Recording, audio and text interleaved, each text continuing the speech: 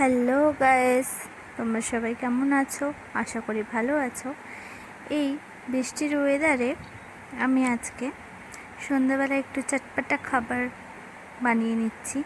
দেখুন, আজকে আমি বানাচ্ছি চানা। চানা কার কার খেতে খুবই ভালো লাগে প্লিজ কমেন্টে জানাবেন। আমি একটি প্রেসার কুকারে ভিজিয়ে রাখা ছোলা আর মটর দিয়ে দিলাম। এর মধ্যে দিয়ে দিচ্ছি দুটি আলু। এবারে একটু পরিমাণ মতো নুন দিয়ে আমি প্রেসারের ঢাকনাটা বন্ধ করে দিলাম।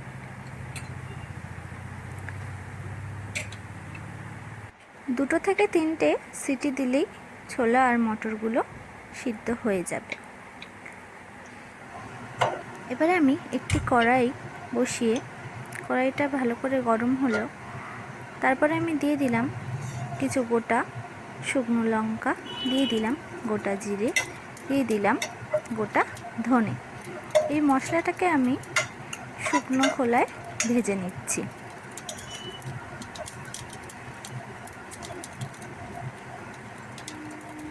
এই মশলাটাকে গুঁড়ো করে নিতে হবে।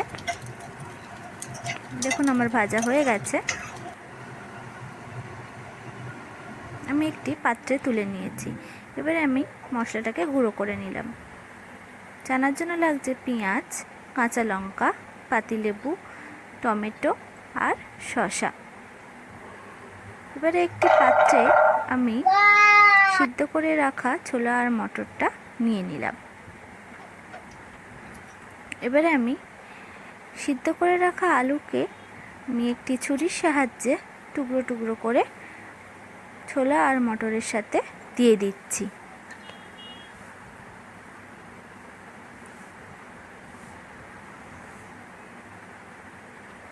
আলুগুলোকে একটু ছোট ছোট সাইজ করেই টুকরো টুকরো করতে হবে।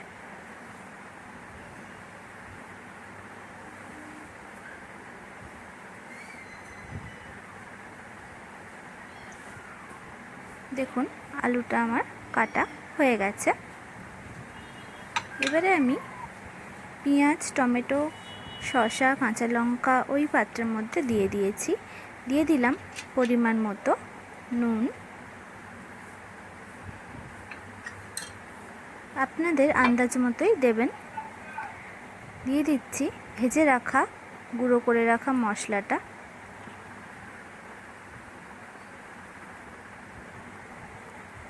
আপনারা যতটা পরিমাণে ঝাল খেতে পছন্দ করেন সেই অনুযায়ী মশলাটা দেবেন।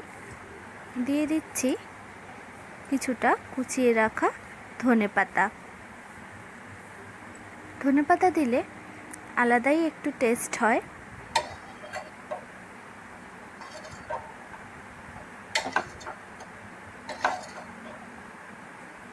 ভালো করে একসাথে আলু, ছোলা, মটরকে ভালোভাবে মিশিয়ে নিতে হবে।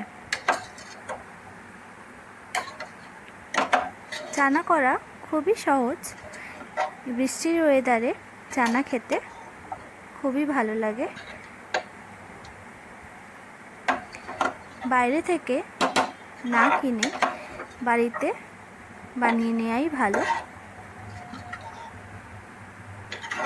কেননা সেটি স্বাস্থ্যকর হয়।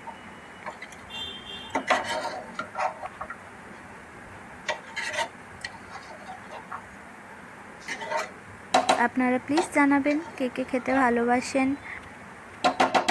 দেখুন চানা একদমই রেডি সার্ভ করার জন্য।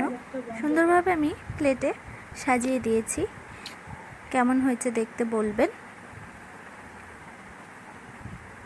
খেতেও ভীষণ টেস্টি হয়। আপনারা বাড়িতে প্লিজ ট্রাই করবেন। ভিডিওটি যদি ভালো লেগে থাকে প্লিজ সাবস্ক্রাইব করে দেবেন। লাইক, শেয়ার, কমেন্ট করতে ভুলবেন না। ভালো থাকবেন, সুস্থ থাকবেন। টাটা।